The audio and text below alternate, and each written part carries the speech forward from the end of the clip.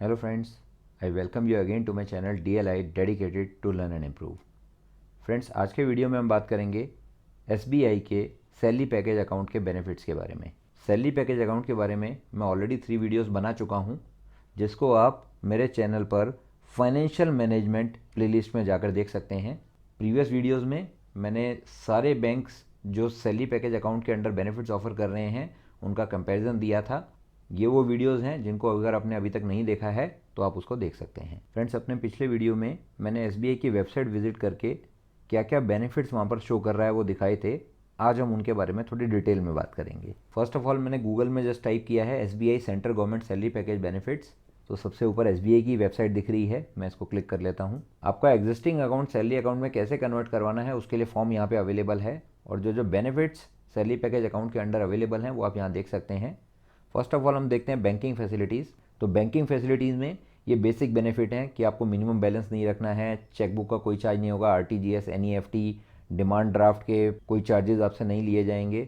अगर आप लॉकर लेते हैं तो उस पर डिस्काउंट मिलेगा 50% का if net salary is greater than 50,000। और एक मैंने अपने प्रीवियस वीडियो में भी मेंशन किया था कि SBI रिश्ते के अंडर फैमिली सेविंग अकाउंट में कुछ बेनिफिट मिल रहे हैं। दैट इज़ जिन लोगों का सैलरी पैकेज अकाउंट है वो अपनी फैमिली मेम्बर के अकाउंट को भी उससे अटैच कर सकते हैं, और ये जो बेनिफिट सामने दिख रहे हैं इनको फैमिली मेम्बर्स के लिए भी अवेल कर सकते हैं। इसमें जो सबसे नोटेबल बेनिफिट है वो है free accidental insurance cover of 5 lakh for 4 family members. That is account holder के 4 फैमिली मेम्बर्स को 5 लाख तक का एक्सीडेंटल इंश्योरेंस कवर मिल रहा है, जिसके लिए उन्हें कोई प्रीमियम भरने की ज़रूरत नहीं है। और कुछ बेसिक बेनिफिट्स जैसे डेबिट कार्ड के एनुअल चार्जेस नहीं लगेंगे, डिमांड ड्राफ्ट के चार्जेस नहीं लगेंगे, लॉकर लेने पर 10% का कंसेशन मिल जाएगा। ये सब बेनिफिट इस रिश्ते अकाउंट के अंडर भी मिल रहे हैं। Now we move on to most important insurance benefits.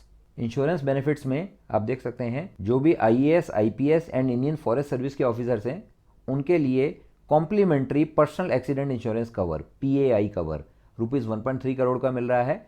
Other central government employees के लिए 1 करोड़ का कवर मिल रहा है। एयर एक्सीडेंट के केस में ये cover respectively 1.9 crore and 1.6 crore है। डिसेबिलिटी हो जाने पे भी कुछ बेनिफिट्स हैं जो आप यहाँ सामने देख सकते हैं। एक्सीडेंटल इंश्योरेंस की फर्दर डिटेल के लिए नीचे एक लिंक दे रखा है, इसको क्लिक करने पर एक सेपरेट पेज ओपन हो जाता है। यहाँ देखा जा सकता है कि previous year salary package account में जो पर्सनल एक्सीडेंट इंश्योरेंस की पॉलिसीज़ हैं उनकी क्या समरी है। इसको क्लिक करते हैं तो यहाँ एक PDF अवेलेबल है, ये डाउनलोड हो गई है। यहाँ पर पूरी डिटेल्स अवेलेबल हैं कि किस पीरियड में SBI का किस इंश्योरेंस कंपनी से टाई अप था for providing accidental insurance cover. Friends, यहाँ हम एक चीज नोट कर सकते हैं कि 30 दिसंबर 2011 को यूनाइटेड इंडिया इंश्योरेंस कंपनी के साथ जो टाई अप था बैंक का वो एक्सपायर हो गया था। जो रिन्यूअल शो कर रहा है वो 2 जनवरी 2012 शो कर रहा है। जैसा कि मैंने बैंक ऑफ बड़ौदा के सैलरी पैकेज अकाउंट बेनिफिट के एनालिसिस वाले वीडियो में मेंशन भी किया है कि ये जो गैप है दैट इज अगर किसी पर्सन की डेथ 31 दिसंबर और 1 जनवरी को हो जाती है तो उसका इंश्योरेंस क्लेम कैसे रेगुलेट होगा, ये क्वेश्चन अराइज होता है जिसकी डिटेल बैंक से ली जा सकती है। सिमिलरली यहाँ आप देख सकते हैं कि 1 जनवरी 2013 को यूनाइटेड इंडिया इंश्योरेंस कंपनी के साथ जो रिन्यूअल हुआ था वो एक्सपायर हो गया, और जो नेक्स्ट रिन्यूअल हुआ वो एक नई company new India insurance Company Limited के साथ हुआ। बीच में अगेन 2 दिन का गैप है। यहाँ पर कंटिन्यूटी है, कोई गैप नहीं है, यहाँ कंटिन्यूटी है, यहाँ कंटिन्यूटी है। नाउ हिस्टोरिकली यहाँ डिटेल्स अवेलेबल हैं। जैसे यहाँ 2018 में इफ्को टोकिया के साथ बैंक का टाई अप था। अब उसमें क्लेम की प्रोसेस क्या थी, क्लेम इंटीमेशन के फॉर्म्स क्या थे, वो सब डिटेल यहाँ अवेलेबल हैं, बट ऑफ कोर्स अभी ये हमारे लिए रेलेवेंट नहीं होंगे। मैं रीसेंट वाले पे चलता हूँ 2026। इसको क्लिक करते हैं तो एज ऑफ नाउ SBI का टाई अप है ओरिएंटल इंश्योरेंस कंपनी लिमिटेड के साथ, और 1 ईयर का पीरियड जिसके लिए टाई अप है that is 4/4/2026 to 3 April 2027। Detail of insurance cover available on different salary packages. इस PDF को क्लिक करते हैं तो पैकेज वाइज जो इंश्योरेंस कवर की डिटेल है वो यहाँ पर लिखी हुई है। SGSP यानी स्टेट गवर्नमेंट सैलरी पैकेज, इसमें अगर कोई सिल्वर कैटेगरी में है पर्सन तो उसको 1 लाख तक का कवर मिलेगा एक्सीडेंटल डेथ के केस में, गोल्ड में 5 और मैक्सिमम रोडियम में 20 लाख तक का कवर मिलेगा। ये कैटेगरी पर मंथ कितनी सैलरी आपके अकाउंट में क्रेडिट हो रही है उसके हिसाब से डिसाइड होती हैं। ये डिटेल SBI की वेबसाइट पे अवेलेबल है। ये CGSP है, सेंट्रल गवर्नमेंट सैलरी पैकेज, और इसमें 100 लाख दैट इज़ 1 करोड़ तक का कवर, जैसा कि मैंने पीछे भी दिखाया था वो मेंशन किया हुआ है। और SBI रिश्ते का भी मैंने पीछे मेंशन किया था कि 5 लाख पर पर्सन एक्सीडेंटल इंश्योरेंस कवर मिल रहा है, लेकिन यहाँ एक चीज़ लिखी हुई है एक्सेप्ट माइनर्स, दैट इज़ ये माइनर्स के लिए अवेलेबल नहीं है फैसिलिटी। एयर एक्सीडेंटल इंश्योरेंस के केस में कितना कवर वेरियस कैटेगरीज में मिल रहा है वो आप अपने सामने यहाँ देख सकते हैं। यहाँ बॉटम पर एक चीज़ लिखी है कि deaths occurring with in 12 months of an accident solely due to injuries sustained by external, visible or violent means shall be treated valid for determining further eligibility of claims. Now इसे पढ़कर ये समझ में आ रहा है कि अगर अकाउंट होल्डर का एक्सीडेंट होता है और उसी एक्सीडेंट के कारण जो इंजरी हुई थी उसके कारण पर्सन की 12 months के अंदर डेथ हो जाती है, इन दैट केस वो डेथ इंश्योरेंस बेनिफिट्स के लिए एलिजिबल होगा।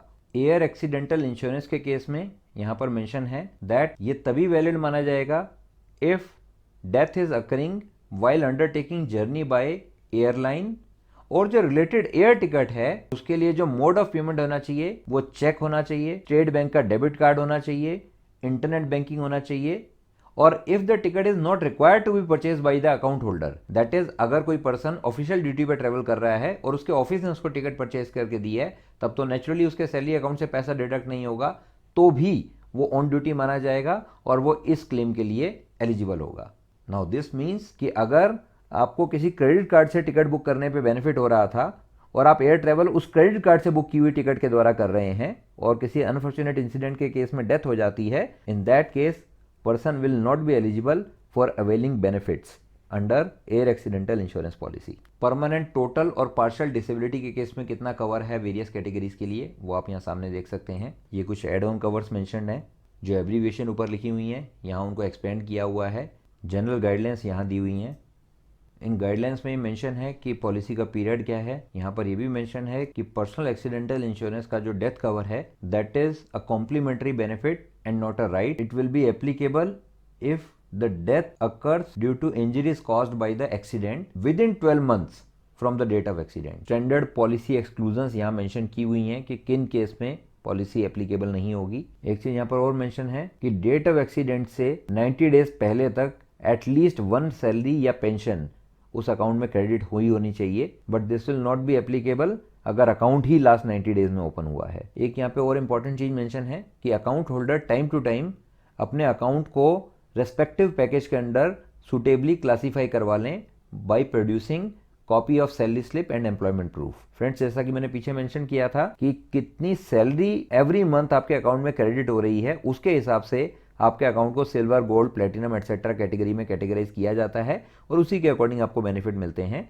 तो अगर आपकी सैलरी एक थ्रेशोल्ड अमाउंट को क्रॉस कर जाती है कि लेट से अभी तक आपकी सैलरी लेस देन 1 लाख थी, लेकिन कुछ टाइम के बाद आपकी सैलरी बढ़कर मोर देन 1 लाख हो गई, तो आप अपने अकाउंट को बैंक में विजिट करके अपग्रेड जरूर करवा लें, तो ही आपको हायर वेरिएंट के अकॉर्डिंग बेनिफिट्स मिलेंगे। फ्रेंड्स, एक चीज और मेंशन है कि जो सैलरी पैकेज अकाउंट के जॉइंट अकाउंट होल्डर्स हैं वो इन बेनिफिट्स के लिए एलिजिबल नहीं होंगे। और जैसा कि मैंने पीछे भी बताया था कि रिश्ते अकाउंट के अंडर अगर माइनर्स का अकाउंट लिंक्ड है तो वो माइनर्स भी इन बेनिफिट्स के लिए एलिजिबल नहीं होंगे। एयर एक्सीडेंट क्लेम किन केसेस में वैलिड होगा वो यहाँ पर मेंशन है, मैंने पीछे भी बताया था।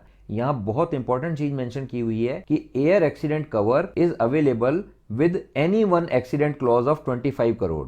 इसका मतलब है अगर एक ही एक्सीडेंट में कई सारे लोगों की डेथ हो जाती है तो इंश्योरेंस कंपनी मैक्सिमम 25 करोड़ ही पे करेगी उस एक्सीडेंट के अगेंस्ट। इसको एक एग्जांपल से समझते हैं कि एक ही अकाउंट के 50 अकाउंट होल्डर मान लीजिए एक बस में ट्रेवल कर रहे थे और अनफॉर्चुनेटली उनकी डेथ हो जाती है एक्सीडेंट में, और सब लोग अगर 1-1 करोड़ के एक्सीडेंटल कवर के लिए एलिजिबल थे तो इंश्योरेंस कंपनी उन 50 लोगों के नॉमिनीज को 50 करोड़ का कवर नहीं देगी, वो उसमें 25 करोड़ की लिमिट करेगी। यहां पर एक और चीज मेंशन है कि any 1 year clause of ₹50 crore in a year will also be applicable.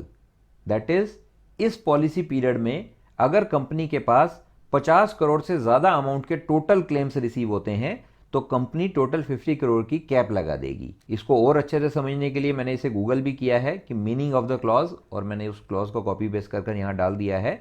Now this indicates कि अगर एक साल में 50 करोड़ से ज्यादा के क्लेम आते हैं तो कंपनी प्रो रेटा बेसिस पे पेमेंट करेगी और वो कंपनी का डिस्क्रिशन होगा। यहाँ एक और चीज मेंशन है कि insurance company will settle the claim independently और बैंक किसी भी डिस्प्यूट में पार्टी नहीं होगा।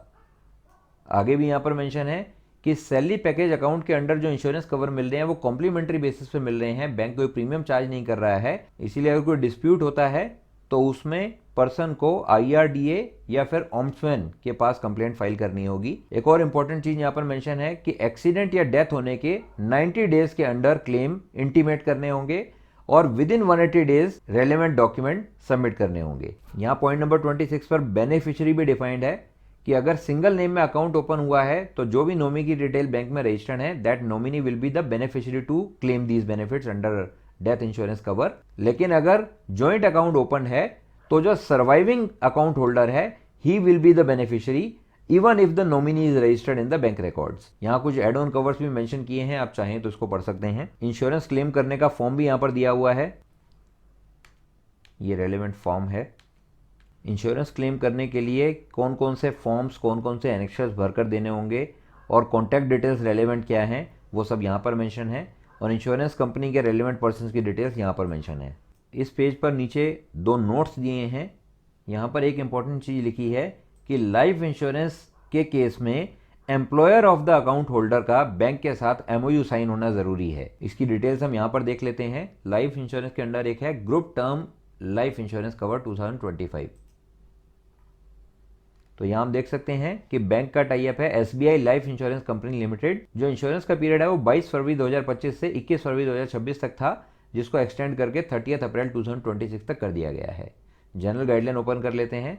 जनरल गाइडलाइंस में पहला ही पॉइंट वही लिखा है जो कि वहां नोट में लिखा था कि term life insurance is offered only to दो salary account holder whose employer have signed an MOU with the bank. Insurance broker firm की डिटेल भी यहाँ पर दे रखी है। जनरल टर्म इंश्योरेंस का क्लेम प्रोसेस, एस्केलेशन मैट्रिक्स, ये सब डिटेल यहाँ पर दे रखी हैं। अब हम बैक चलते हैं होम पेज पर। तो यहाँ पर क्रेडिट कार्ड क्या क्या इस अकाउंट के साथ अवेलेबल हैं वो यहाँ पर दे रखा है। ये 4 कार्ड हैं जो कि ऑफर हो रहे हैं, जो कि फर्स्ट ईयर फ्री रहेंगे और स्पेंड बेस्ड रिवर्सल होगी रिन्यूअल फी की। तो जो लोग क्रेडिट कार्ड यूज़ करते हैं वो जानते होंगे क्रेडिट कार्ड के साथ यूजुअली एक एक्सपेंडिचर लिमिट डिफाइंड होती है कि अगर आप 1 साल में उतना खर्चा कर देंगे तो नेक्स्ट ईयर आपकी फ़ी रिवर्स हो जाएगी। अब इन कार्ड के क्या क्या बेनिफिट हैं, इनके लिए तो हमें SBI कार्ड की वेबसाइट पर जाकर देखना होगा, जिसका लिंक यहाँ पर नीचे दिया हुआ है। ये SBI कार्ड की वेबसाइट है। यहाँ पर बहुत सारे कार्ड अवेलेबल हैं। यहाँ एक इलीट कार्ड लिखा है जो कि यहाँ सामने दिख रहा है। इसमें क्या क्या बेनिफिट मिल रहे हैं यहाँ से देखे जा सकते हैं। वेलकम गिफ्ट वाउचर है 5000 का, यहाँ क्लिक कर देखते हैं। इन सब में से किसी एक का 5000 का गिफ्ट वाउचर आप ले सकते हैं। मूवी टिकट के बेनिफिट्स हैं। फर्दर क्या क्या बेनिफिट्स अवेलेबल हैं आप डिटेल में अगर चाहें तो विजिट कर देख सकते हैं। एक यहाँ पे प्राइम कार्ड मेंशन था, वो यहाँ दे रखा है। इसमें क्या बेनिफिट्स हैं वो आप इधर देख सकते हैं। यहाँ नीचे स्क्रॉल करने पे most important terms and condition लिखी हैं। इसको क्लिक करने से एक PDF डाउनलोड होगी जिसको मैं ओपन कर लेता हूँ। तो एज रिगार्ड फी यहाँ पे मेंशन है ऑरम कार्ड पे अराउंड 10,000 पर ईयर की एनुअल फी लगेगी। लेकिन अगर आपका एनुअल स्पेंड 12 लाख या उससे ज़्यादा हो जाता है प्रीवियस ईयर में तो ये फ़ी रिवर्सल हो जाएगी।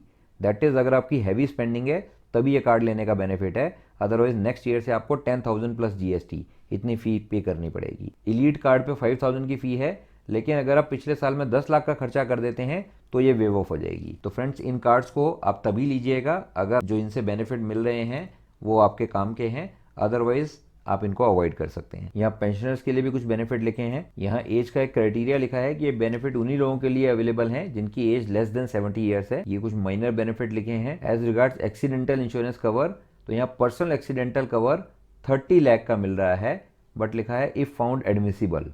For details please contact nearest branch. As regards debit card, कितनी मंथली सैलरी होने पे आपका अकाउंट कैसे कैटेगराइज होता है वो यहाँ पर लिखा हुआ है और उसमें आपको कौन सा डेबिट कार्ड मिलेगा वो यहाँ पर मेंशन किया है। तो डेबिट कार्ड के चार्जेस जो हैं वो फ्री ही रहेंगे सैलरी पैकेज अकाउंट के अंडर। और SBI की ATMs अक्रॉस इंडिया, उनमें आप unlimited free number of transaction कर सकते हैं जिसमें कोई चार्ज आपको नहीं लगेगा। As regards non SBI ATM networks, 10 free transaction per month are allowed under salary package account. So that's it friends. In the end I would like to mention कि हम में से बहुत लोगों ने सैलरी पैकेज अकाउंट के बारे में हो सकता है पहले से सुन रखा हो या रिसेंटली सुना हो, लेकिन अपने एग्जिस्टिंग सेविंग अकाउंट को अभी तक सैलरी पैकेज अकाउंट में कन्वर्ट ना करवा पाए हों। फ्रेंड्स, यहाँ मैं रिक्वेस्ट करना चाहूँगा कि ऑफिस और फैमिली की रिस्पॉन्सिबिलिटीज़ हमेशा रहेंगी, पर इनकी वजह से हमें अपने नॉर्मल सेविंग अकाउंट को सैलरी पैकेज अकाउंट में कन्वर्ट करवाने में देर नहीं करनी चाहिए। बिकॉज लाइफ इज़ अनसर्टेन और this is just a one time exercise. बस सिर्फ एक बार हमें बैंक में जाना है और फॉर्म भरकर जमा कराना है और हमारा अकाउंट सैलरी पैकेज अकाउंट की फॉर्म में मार्क हो जाएगा। बस इससे ज़्यादा हमें एक्सरसाइज नहीं करनी है। लेकिन किसी अनफॉर्चुनेट इंसिडेंट के केस में फैमिली के लिए ये बहुत बड़ा सपोर्ट होगा। तो फ्रेंड्स, जिन लोगों ने ये वीडियो एंड तक देखा है वो मेरे मोटिवेशन के लिए कमेंट सेक्शन में यस लिख सकते हैं। अगर आपको ये वीडियो पसंद आया तो आप इसे शेयर भी कर सकते हैं। Thank you so much for watching this video.